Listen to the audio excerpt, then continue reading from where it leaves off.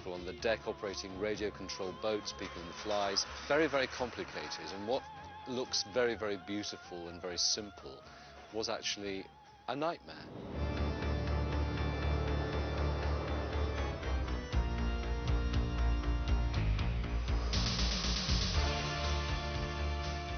There's huge amounts of dry ice in that production, massive amounts. And again, you would have thought this was something which would be consistent. One night there'd be a little dribble of this smoke coming off the stage. And then at the end of Act 1 on some nights, we couldn't even see the music. I'm not joking, you couldn't even see your hands. We'd be crowded around and you'd be wiping the front of the instrument and it'd be covered. But the worst culprit was the radio-controlled boat. The boat did originally go astray because unfortunately it was run on the same frequency that the local fire brigade had. So consequently every time a fire engine went anywhere near the theatre, the boat would then take it into its own head to go off in a different direction. As we came round the corner, the audience applauded. It was a magnificent sight, and the smoke is everywhere, the candles come up out the ground. I mean, the audience went crazy. And we go straight off the other side, and we're gone. And you can't move it, you've got to wait for this man to bring us back on again. So we came back on again, backwards.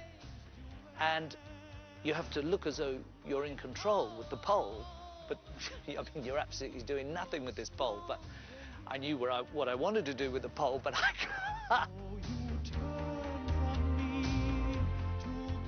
And we'd be sitting in the boat, sing once again with me, and I'm thinking, the boat isn't moving, what do we do? Oh, we'll get out and we'll paddle. And then the nights when the boat would carry on going on stage, and we'd be halfway over the orchestra pit, and we'd both be sort of edging towards the back of the boat, counterbalancing it, and then thinking, how do we get off? Because if we get off, and he'd be saying, don't get off, don't get off. I got out the boat, picked Christine up and put her down, and then dragged this boat into position. For the first time, I go to the organ and I start Music of the Night. And by the time I get there, it's 2.5 tons worth. And I'm going, nighttime sharpens, heightens each, because you can't breathe. I'd lost all my breath. It was so ridiculous, all these things that everybody thought were so wonderful and magical and all likely to go completely tits up at any second, you know. And tits up they went, repeatedly. The production crew was beginning to panic. When a show first moves into a theatre, Cameron Mackintosh always supplies the company manager with a few cases of champagne. During the previews, things were going so badly, night after night we were having technical disasters. We got to the point where we would be so miserable about how badly the show had gone during previews that we would sit there and we would drink a bottle or two of champagne before we went home.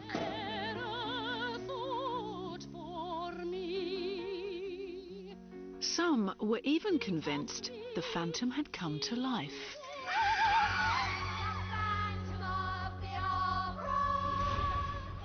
It would all be working perfectly and the company would be back on stage, and the moment they turned a switch, something would foul up and something would go wrong, and they kept saying, God, this Phantom doesn't want this thing to happen.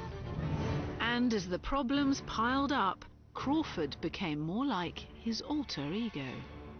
He was so into what he was doing and so committed to it. He couldn't put up with mistakes.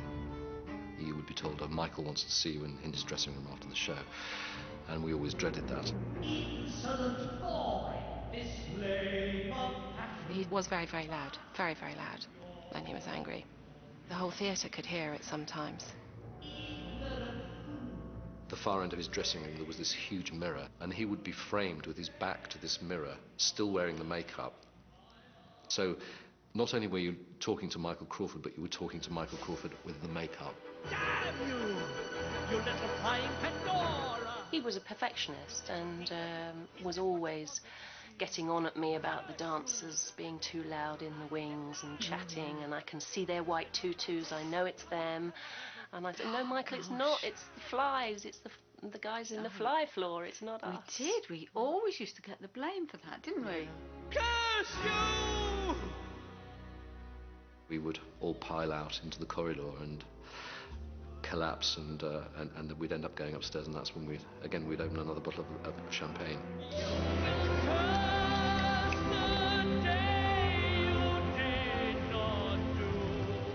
With just days to go before the opening night, the curse of the Phantom now had the bosses spooked. You thought, oh, we've done all this work and we've got it to a certain phrase, but now this is never going to pull together. It was all over the place about a week before it opened. And, you know, this didn't work, that didn't work, it was clunky and noisy. I thought, oh my God, how are they ever going to get this right by opening night? The whole show is a sort of moving series of tableau, and pulling all that together is like root canal work, but not as enjoyable.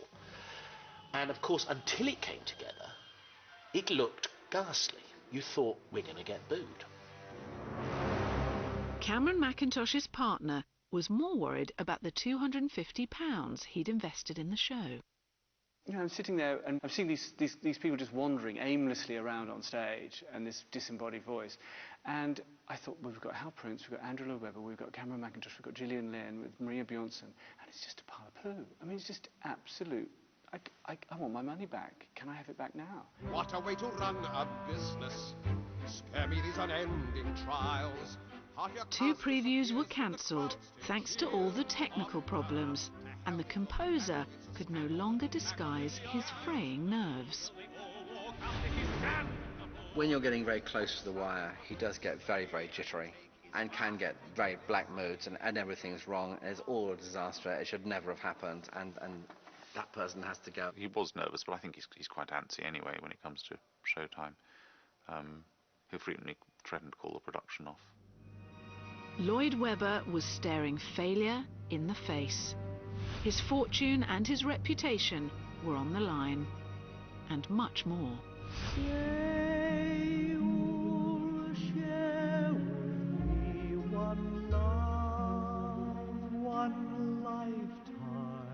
He'd stacked everything on making this show for Sarah, and it's very few times that a writer will put his own heart and love on the table. How could it not be complicated emotionally? And him caring that she had a huge success.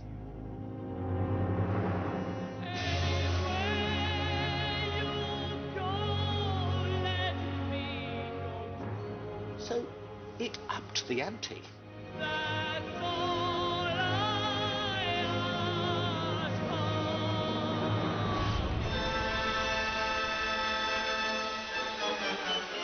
The musical maestro went into meltdown. He did one of his blow-ups. He went purple and red and went up against the wall and said, I'm going to withdraw my score. This is terrible. I've had enough of this. I'm going to take my score. No, that's it. So he leant over to pick up the scores. And of course, they're really heavy, because you think that each act has about 200 or more pages of music in. Picked up the score and couldn't carry them. They were so heavy. And the pressure was also piling up on his wife. Unlike Crawford, who only appears for 40 minutes, Sarah would be on stage for almost the entire show, all the time knowing that the knives were out. Sarah knew that people were wanting her to fail as well. You know, everyone kept saying, no, she's just a dancer. It was a huge thing, and she'd also got the fact that the press were not against her, but they didn't think she could do it. I knew I was right for the part. I auditioned for it. So, I mean, I can't say that it didn't bother me, because I'd be a very cold person to say. But what could I do? I mean, it was there, and people were saying those things. Now, even the composer was getting anxious about his wife's performance. Sarah was singing, wishing you were somehow here again. Wishing you